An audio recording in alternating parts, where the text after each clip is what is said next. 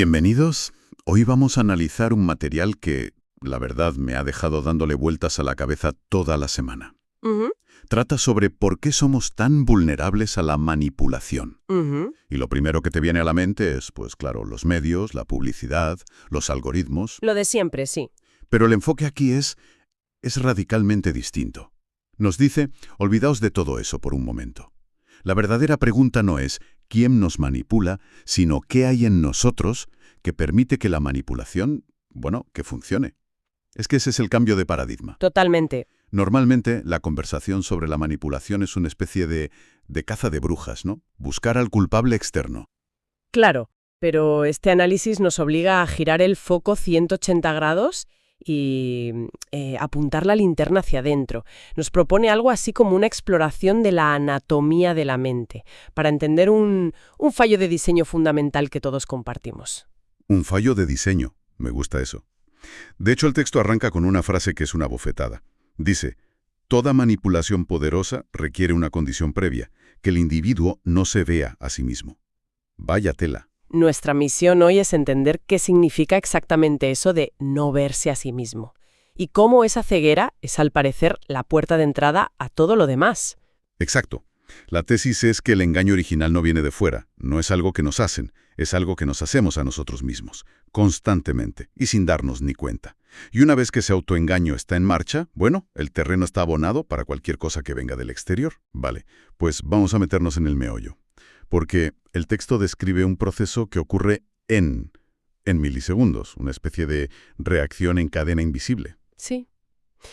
Todo empieza, al parecer, con algo muy simple.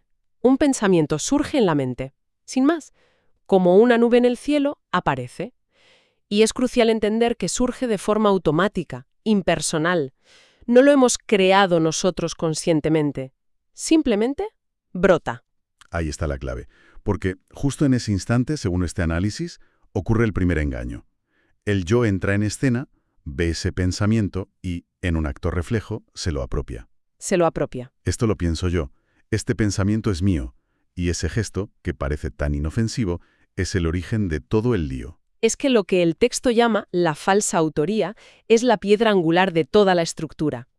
A partir de ese momento, se activa una cadena de montaje mental rapidísima y muy eficaz. Fíjate en la secuencia que describe. A ver, Primero, como decías, el pensamiento automático. Segundo, la apropiación del yo.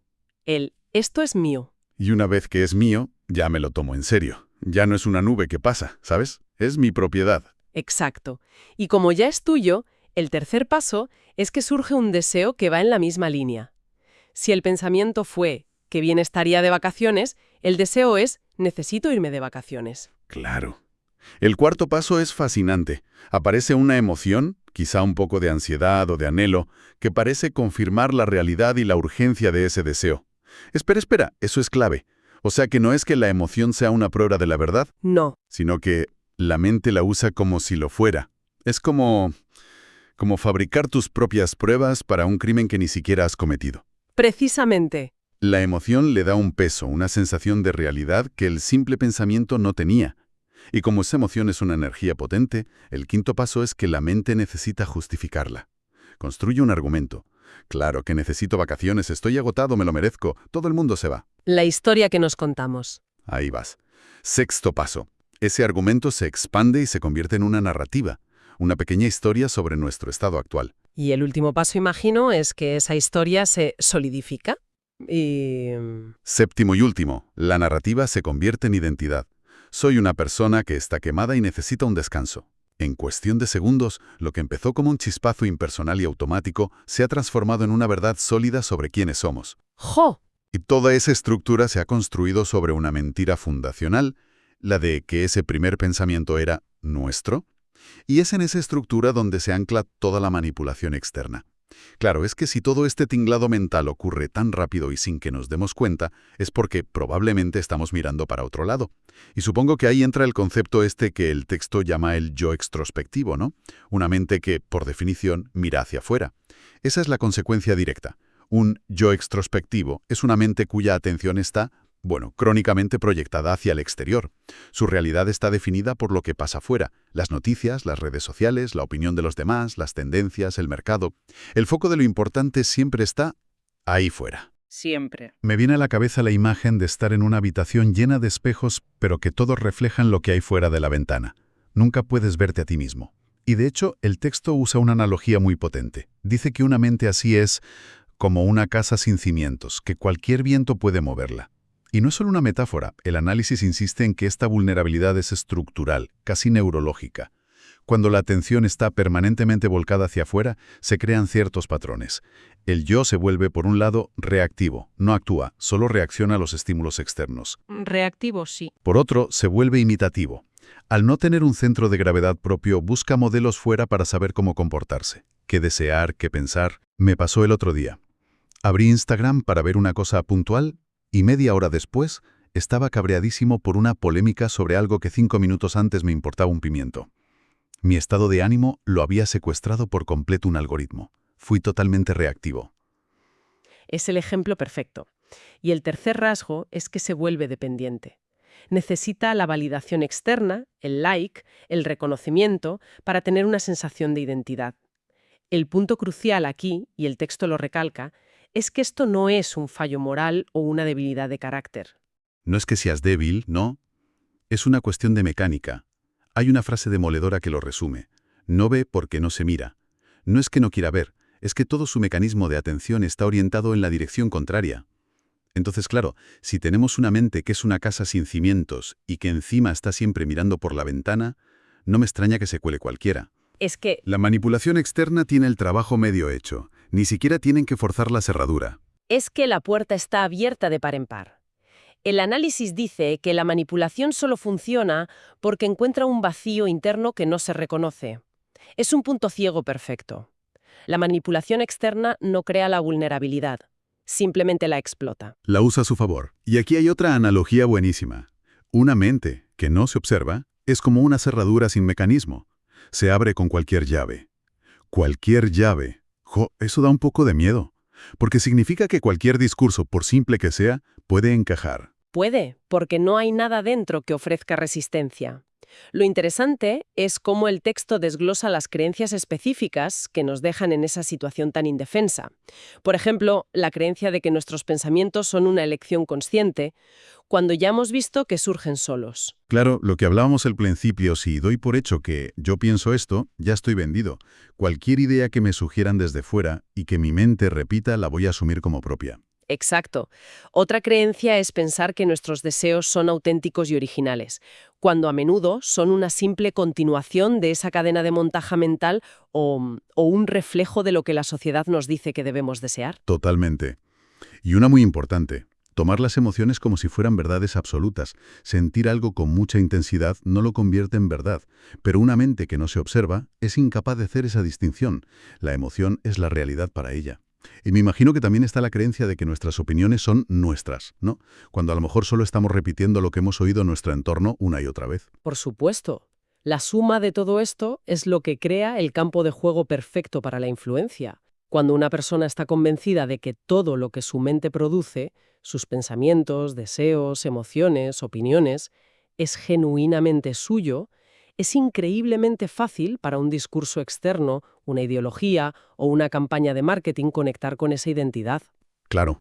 Porque es una identidad construida sobre arena, sobre cimientos que nunca han sido cuestionados.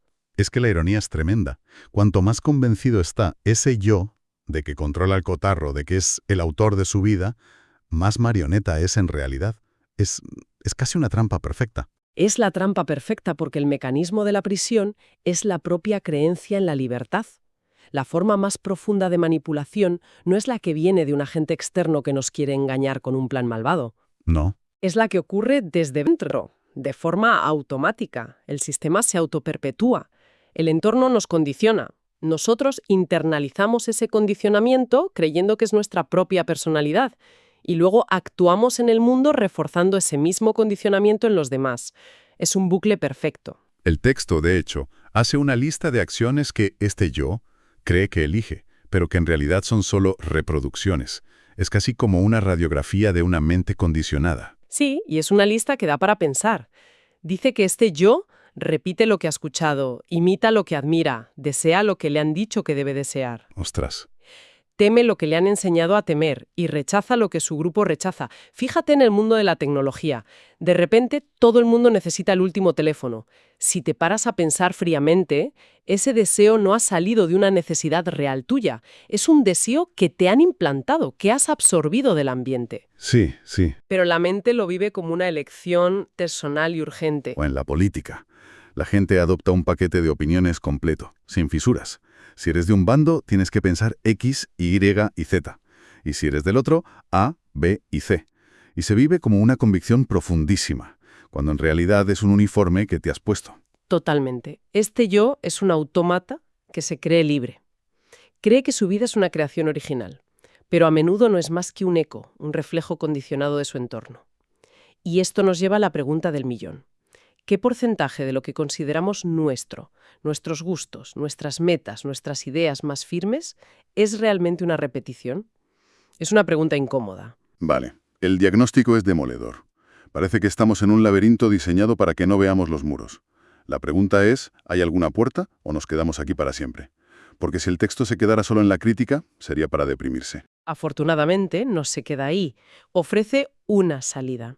Y la propuesta es, en su esencia, radicalmente simple, aunque eso no significa que sea fácil. Ya me imagino. Consiste en hacer justo lo contrario de lo que hace el yo extrospectivo.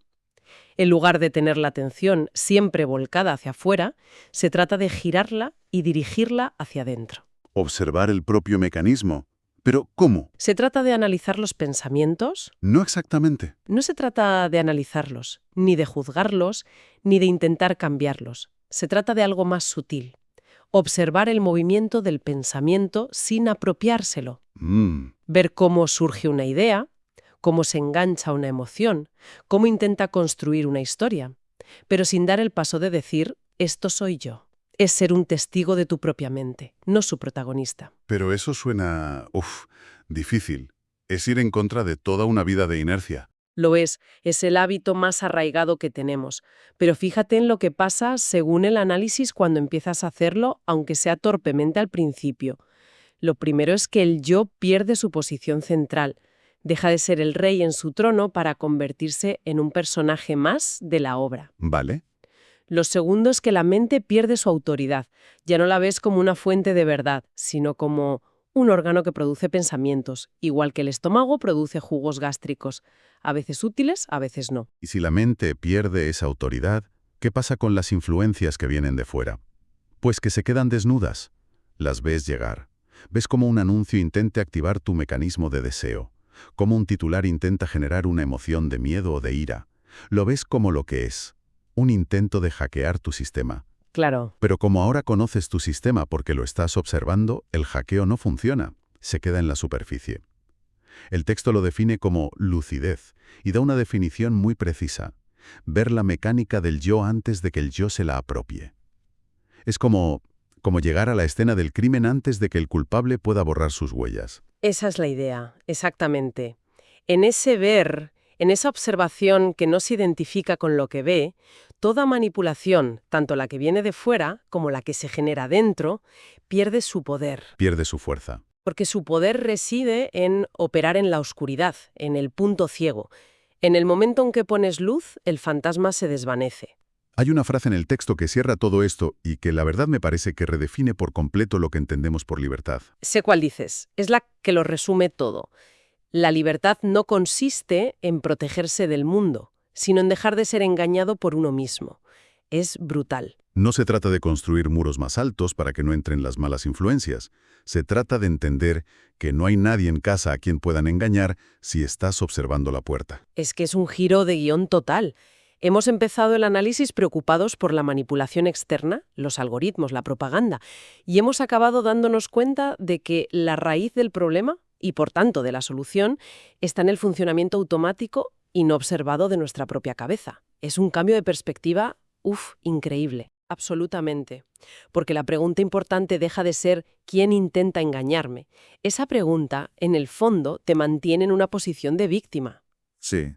La pregunta verdaderamente poderosa se convierte en ¿Cuál es el mecanismo del engaño que opera dentro de mí en este preciso instante? Y esa pregunta te devuelve toda la responsabilidad y a la vez todo el poder. Claro, es que te cambia las reglas del juego por completo.